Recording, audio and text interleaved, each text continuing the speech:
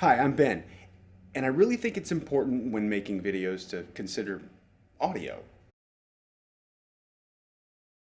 Microphones are an essential part of any filmmaker's toolkit. I tend to find that the videos that I watch on YouTube that I can pay attention to the longest are the ones with really good sounding audio. So I thought it might be fun to do a bit of a shootout. I'm recording audio in 4 different ways right now. I've got microphone on the camera itself, I've got a boom microphone set up right there, I'm recording a lavalier microphone, and I'm also using the onboard capsule on this recorder itself. So before we get into the strengths and weaknesses of each, I thought it might be a good idea to talk about a few base concepts. When deciding which microphone might be best for you, the first thing you should consider would be your polar pattern. Polar pattern is basically the pickup pattern of the microphone. Think of it like a focal length almost, if you're talking about cameras, or I don't know, some other analogy that's better than that. So not all microphones are created equal. Some of them are made to record everything around them. Like, for example, this lavalier, it's considered an omnidirectional microphone, so it's picking up basically everything from all directions. Then you have cardioid style microphones. These are called cardioids because they're shaped like a heart. The polar pattern of those microphones is kind of shaped like the heart that's in your chest. So whenever you see a singer on stage in a band, they're holding most of the time a Shure SM58, and it's that the black body microphone with the silver capsule on top. That is a cardioid microphone. What it's designed to do is to reject everything that's that direction and pick up things that are from this direction. That way the microphone doesn't pick up the crowd too much and cause a feedback loop.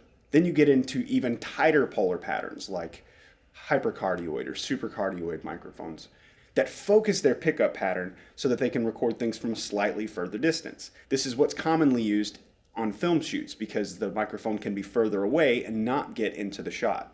So depending on what you're trying to do, one microphone pickup pattern may be better than another.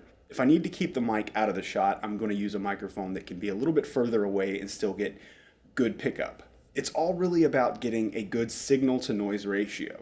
Every recording you make is going to have the signal you're trying to pick up and some noise from the environment, unless you're in space, in which case, I don't know, I've never done that. I wasn't smart enough to be an astronaut.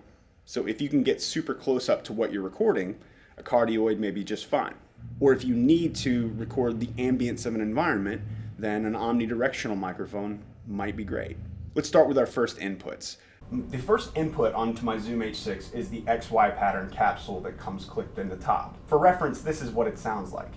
For this environment, for what I'm trying to record, I probably would not pick this one, simply because it's capturing way too much of the environment. There's a refrigerator right there, there's some lights buzzing, there's a coffee maker, which I'm going to get into soon, and there's also the traffic that's outside. And the polar pattern is picking up kind of all of it because it's a broader pickup pattern. However, if I was trying to record some ambient sounds, like background sounds of a crowded place, even though we shouldn't be in crowded places right now, that would be a fantastic choice for recording the ambience of a scene.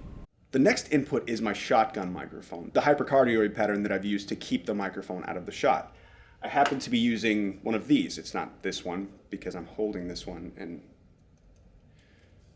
yeah, this is a Sennheiser EK. Fantastic microphone, commonly used on film shoots for its ability to be further away from the source and still get a good signal to noise ratio. You've probably seen these microphones in use if you've ever seen behind the scenes footage of a film shoot and there's a person with a big long pole and what looks like a fuzzy thing on the end of it. That's going to be some sort of shotgun microphone. The fuzzy thing being a wind jammer that keeps the wind off of it. Sometimes you'll hear it referred to as a dead cat. My wife gets upset with me when I refer to it that way because we have cats. Now, if you're not on a film shoot and you're recording a video like this, for example, and you don't have a crew, here's the problem with a shotgun microphone. As soon as I step over this way, you'll notice that I'm off mic and it is rejecting much more of my voice. It is not nearly as clear as it should be. So that's the downside of a shotgun microphone. If you can't steer it while you're recording, then you may run into some issues where you're getting off axis. This is where lavalier microphones can really help you out. I'm using a Sennheiser EK 100 lavalier mic. It's going to a belt pack down here, which no one needs to see my belly. Just take my word for it. And it's going wirelessly into the second input that's on my Zoom H6. This is really great if you have to be mobile. like if you're showing a product or a lesson of some kind, and you don't have the ability to have somebody follow you with a boom microphone, these are really great. Keep in mind, it's omnidirectional, so if you've got somebody over there chewing loudly, you might pick up some of that. But if you can find a quiet place to record, shouldn't be a problem. And then finally, I've got the camera running on the audio. I'm filming on my Canon ATD right now, and those microphones are there for some reason.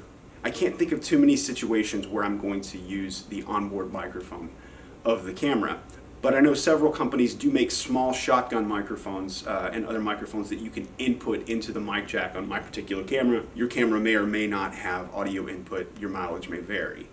Now, I mentioned that I'm recording all 4 of these at once. It should be noted that I likely won't be using any of these at the same time. In particular, not all of them at the same time. That would be just chaos. But if I record in multiple methods, it gives me the option to pick and choose if I'm not entirely sure. It's not uncommon on film shoots to have people with lavaliers and being boom mic'd for this very reason. Thanks for stopping by. If you found this helpful, please like and subscribe. And if you have an idea for a video that you'd like to see, leave it in the comments and I'll see what I can come up with. This video focuses much more on the recording of the voice for videos like this. Maybe in a future video I'll do one about recording sound effects that you can use. Thanks for watching.